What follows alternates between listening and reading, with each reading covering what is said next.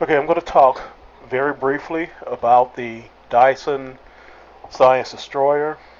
It is a very decent ship for what it is. It has a thin hull, granted, but depending on how you equip this ship, it can be quite useful, actually. Now, there's some bad things and there's some good things. Now, the worst part that I find with it is that if you die or once you finish an encounter, if you get ready to go back in, it kicks you out of tactical mode and you're back in science mode. But in science mode, the ship is still quite usable depending on how you have your ship crew and how you have it equipped. Also, one thing you want to note is with this ship, you must have a beam weapon equipped in order to use the subsystem attacks. If you don't have a beam weapon equipped, you can't use the subsystem attacks. And you can use them in both tactical mode and you can use them in science mode. Now, this ship really looks like something that was made by the Federation. Uh, it doesn't look very Klingon. Now, you can change the appearance of it, but that costs real money in the sum of about $25. Okay, so now this part's going to take a little while, but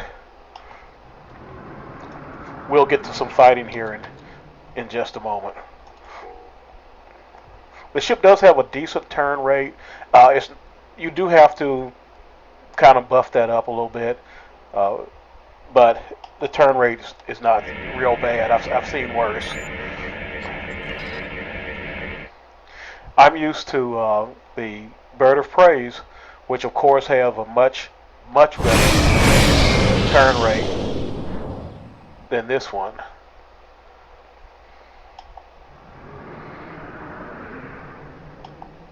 What I used here was called Subspace Fold. I don't even know where I got that. It just appeared. But it's pretty nice. I can do a 2 light year subspace jump. But I can only do it in certain places. I can't actually use that all the time. But for doing these type of things where you got to hop from spot to spot, it actually is pretty nice.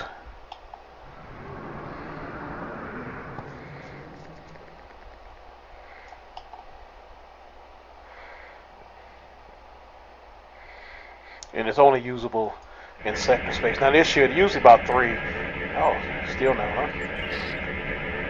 But as long as you're in sector space, you can just point, click, and you're right there.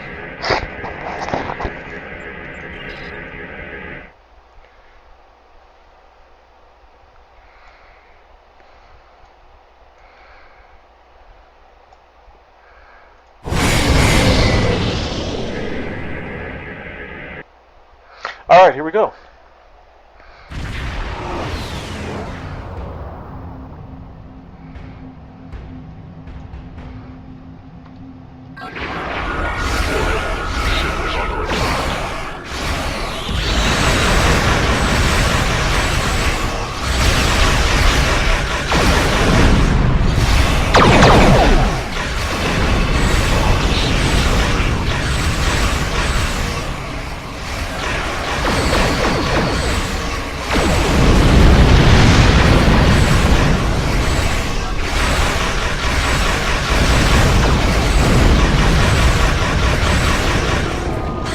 As you can see, it turns pretty readily.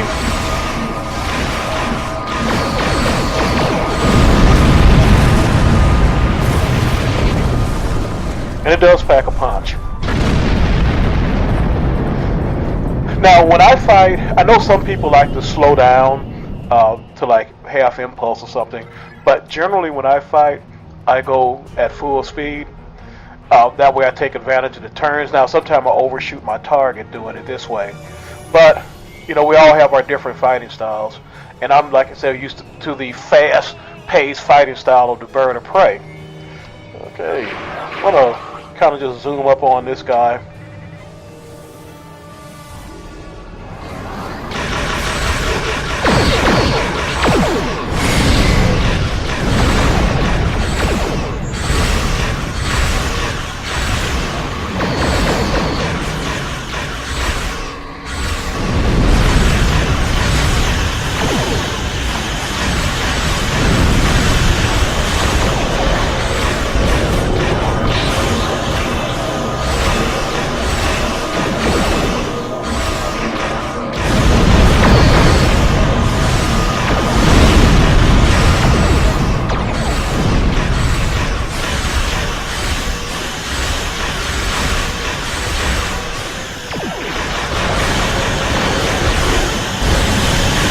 to forget that you're in science mode. I'm gonna go to tactical. Whoa, I got company. Alright, let's see.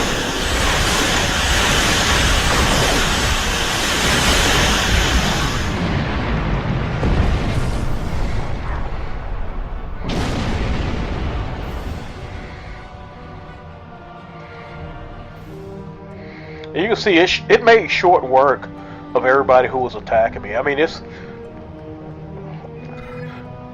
ship is, I guess, an acquired taste, but for me, I really do like it.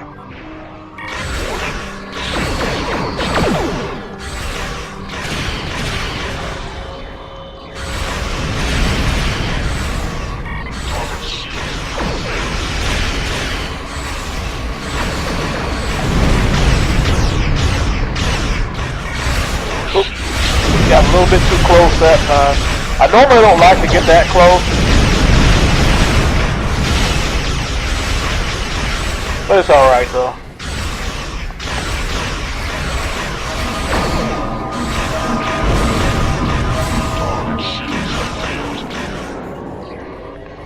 When their shields fail, it's always a good time to put a torpedo in it.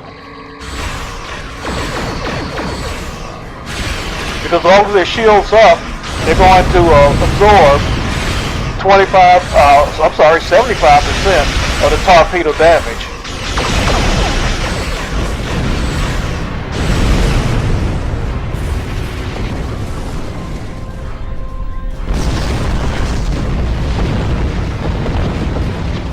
Now I'm going to go after a group this time. It's like 3 Jem'Hadar. There they are right there.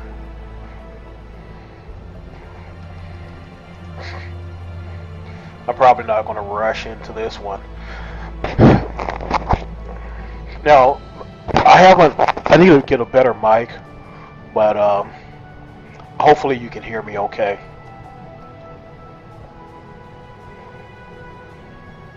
Alright, and we're coming into range.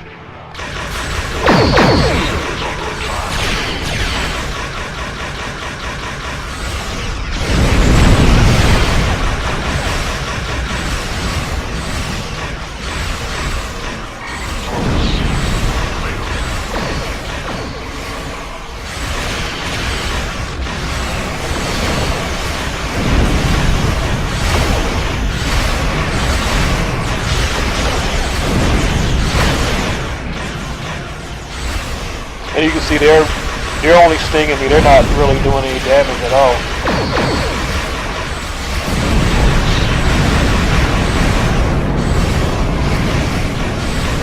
Okay, his shields is down. I need to give him a torpedo real quick.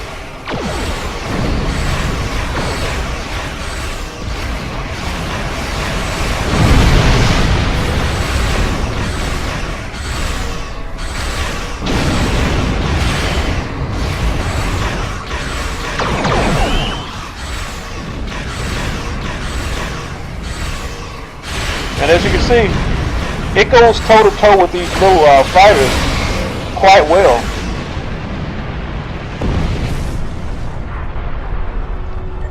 Now, if you look up a destroyer on, say, Wikipedia, a destroyer is meant to protect carriers and other large vessels from small, powerful ships.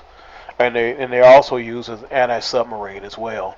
So, it actually does what a destroyer is supposed to do, and hopefully you've enjoyed this video that gave just a small example of what this ship can do. And if you have any questions or comments, please feel free. Now, this is my first video that I've done on this. The only other video I've done was how to safely capture a spider in your kitchen. So if this isn't the best video, I'm terribly sorry, and I know I'm not the best speaker, but I just wanted to clear up some of the confusion on the Dyson, in that I know that some people don't know that they have to have beam weapons in order to use the subsystem attacks. The subsystem attacks also It's not a guarantee they're going to take the subsystem down, but they'll drain the subsystem. So, for example, the attack the shield subsystem doesn't necessarily take the shields down. It has a chance to take the shields down, but it'll actually drain the shields. So if you have another power drain or shield drain or something like a tachyon beam or something like that, then you actually can take the shields out.